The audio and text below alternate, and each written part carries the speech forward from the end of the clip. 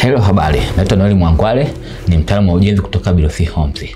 Siku ya leo tutaenda kujadili gharama za ujenzi wa nyumba za vyumba vitatu, lakini pia tutaangalia namna gani nyumba nzuri au ya kisasa inakuwa na vitu gani kuanzia ndani mpaka ule muonekano wa nje. Lakini pia kitu kingine tutakachokiangalia ni kujua, je, hiyo nyumba ya vyumba vitatu inahitaji uwe na kiwanja cha ukubwa upi kwa maana ya square meter urefu na upana. Kwa hiyo tutakuonesha kuanzia mwanzo mpaka mwisho. Na katika ramani yetu hii ambayo vyumba vitatu tunaenda kujadili ni hii hapa. Katika ramani hii nitakuonesha kwa nini ramani tunasema ni nzuri na kisasa. Nitakuonesha kuanzia kwenye muonekano lakini mpaka mikato ndani floor plan. Tukija kwenye upande wa wa 3D, cha kwanza unaweza kuona kuna madirisha makubwa kwenye sebule yetu ni hii hapa. Madirisha yanaanza kwenye kozi ya kwanza mpaka juu. Kwa hiyo tuna dirisha pana. Hii inafanya upate nyumba ambayo inakuwa na muonekano mzuri. Lakini ukija pia vyumbani utaona pia tuna dirisha pia kubwa ambao walau ina mita 2. Dirisha kubwa, lakini pia tumedecorate na tungstone pembeni hapo. Hiyo yote inafanya upate nyumba ambayo inakuwa na muonekano mzuri. Lakini pia ukiangalia hapo mbele tuna hii tumeweka hivi vitofali vya kuchoma. Hivi vyote ni kupata ile ladha taste nzuri ya nyumba yetu. Kwa hiyo hivi ni vitu kadhaa ambavyo vinachangia upate nyumba nzuri. Cha kwanza ni madirisha. Madirisha ni mapana, ni marefu. Yanaanza kozi ya pili. Na nyumba yetu hii ni ndefu. Ina kimo ya kozi 11. Kwa hiyo yote hii inachangia upate ile view nzuri na taste. Lakini pia nikizungusha pande zingine unaweza kaona tunayo gable nzuri. Kuna hizo tungstone tumeweka kwenye pembeni ya madirisha. Upande wa nyuma even though upande wa nyuma pia unavutia, tumeweka tungstone. Utaona tuna nguzo zetu hizo hapo, tumedecorate na tungstone chini. Yote ni kupata taste nzuri ya hii nyumba yetu. Lakini watu kija kwenye floor plan, ule muonekano saje inaonekana vipi?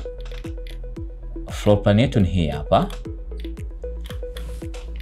Tuangalie ile mkato wa ndani na namna gani ilivyokaa, inavyopendezesha. Tunaposema nyumba ni modern, lazima pia tuangalie mikato ya ndani. Ile general look inavyoonekana, arrangement ya namna gani sebule, dining na jiko vinashabiana. Lazima kuwe na arrangement ya kitaalamu ya architecture. Hii ndio nyumba yetu ambayo ina vyumba vitatu. Unaweza kuona hapa mbele tuna kibaraza ambacho ni hiki hapa. Umeona? Hiki hapa unaweza kuona kuna veranda hii hapa ambao unaingia ndani. Ukiingia ndani unakutana na lobby ambayo inatenganisha dining na living room sebule. Umeona? Kwa hiyo unaingia unakutana na lobby, then uta choose ni uende huko vyumbani au uende dining au uende sebuleni. Kwa lobby inakupa access nzuri sana ya kuweza kuingia kwenye nyumba yako. Lakini pia utakuja hapa na kuna dining hapa, then kuna jiko ina veranda yake, then tuna store pia. Lakini pia hapa pembeni kuna access ya public toilet ambapo pia tuna hii bedroom namba 2 na tumecho hiki hapa. Lakini pia kwenye hii corridor inakupeleka kwenye vyumba viwili. Tunaona kuna master bedroom ni kubwa, ina mita 4.4 kwa 4.7. Ni master ambayo ni kubwa sana, inatosha. Ina closet na choo chake. Lakini pia tuna chumba pembeni kwa bed namba 1 kina 3.8 kwa 3.7. Lakini pia ni master kina choo cha kutosha hapo. Kwa kawaida hivi vyumba vya watoto kikiwa na mita 3.5 au 3.5 mpaka mita 4 ni chumba kizuri, kinatosha, kinakuwa na space ya kutosha. Kwa hiyo unahitaji kuzingatia vitu kama hivyo wakati una design nyumba yako au unajenga nyumba yako. Tukiangalia upande wa kubwa hili jengo letu, nyumba yetu ina 15.6 kwa 14.6. Kwa hiyo tayari hapo unaweza kujua unahitaji nyumba uwanja wa kubwa gani. Kama una jengo lina 15.6 na huku una 14.6. Tafsiri yake nini? Huu upande wa 15 unahitaji at least uwe na 20. Hii unavyoacha offset boundary, unaacha either 2.5 na upande mwingine 2.5. Kwa jumla inakuwa na 5. Kwa hiyo unahitaji at least uwe na jengo la at least 20 upande huu. Lakini pia ukija upande huu wa 14 pia vile ni kasoro 5, hiyo unahitaji at least 5. Uwe na 5 upande wache 5 na upande mwingine wache 5. Kwa hiyo nyumba hiyo ukiwa na kiwanja cha 20 kwa 20 inatosha vizuri. Hapo utapata parking, lakini pia utapata sehemu ya mashimo ya choo. Kwa hiyo kiwanja kinachohitajika zaidi ni 20 na 20 au zaidi hapo itakuwa ni nzuri zaidi. Kwa hiyo ndio general view ya floor plan yetu na muonekano wetu. Kwa hiyo basi tutakuja kuangalia bajeti. Je, nyumba hii kuanzia kwenye ujenzi wa msingi mpaka kupaua inahitaji uandae kiasi gani? Tumeitenga bajeti ya msingi, bajeti ya kuinua boma na bajeti ya kupaua. Utaweza kuona na bajeti ya kuandaa kwenye Excel yetu. Na Excel yetu tutakuonesha. Na Excel yetu tumeiandaa hii hapa. Tumedescribe vizuri description kuanzia foundation, msingi unakofishi ngapi. Tumeandaa material yote kuanzia tofali mpaka aggregate, mpaka labor charge utaona. Lakini pia tumekuja kuinua boma, inaitwa support structure wall and column. Lakini pia tuna roofing, upauaji. Kwa hiyo tumeanalyze material, umeona? Kwa hiyo tukianza kwenye tutaangalia vitu vya muhimu zaidi ambavyo unahitaji, lakini almost nimeorodhesha vitu vyote. Tukianza tunaona kuna blocks tofali, ni tofali 1800, tuna steel bar nondo milimita 12 piece 50, lakini pia tunaona kuna ring beam piece 750, kuna cement, tutahitaji cement mifuko 95, tuna mbao za 2x2, tuna marine board tutahitaji piece 25, tuna binding wire. Kwenye gharama za msingi unahitaji $1,277,500. Hizo ni gharama za msingi.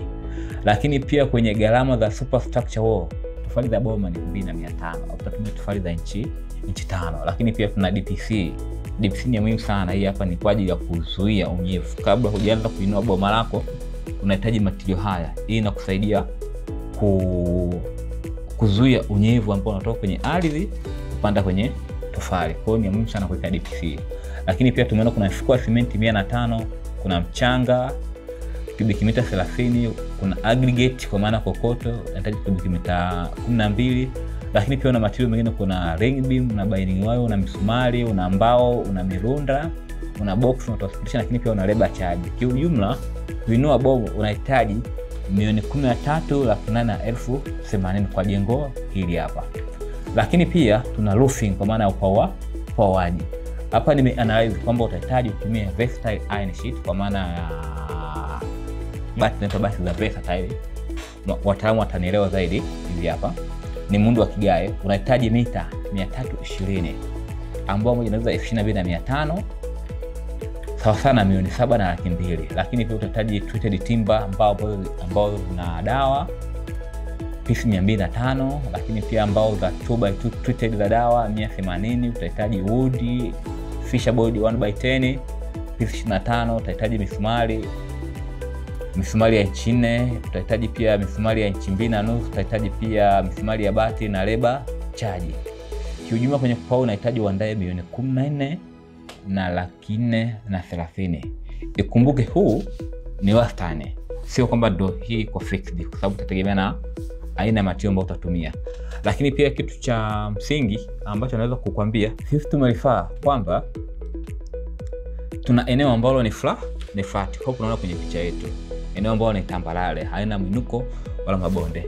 Variation inaweza kutokea kwenye ujenzi, itategemea na complexity ambazo unazo. Either kinachokipo eneo la bonde, kwa hata pia labor charge itakuwa ni kubwa, material yatakayohitajika pia yataongezeka kiasi kubwa. Kwa hiyo hii 42 ni in case kiwanja chako ni tambarare. Nasisitiza pia kwamba hii gharama ya $42,000 hii ni wastani.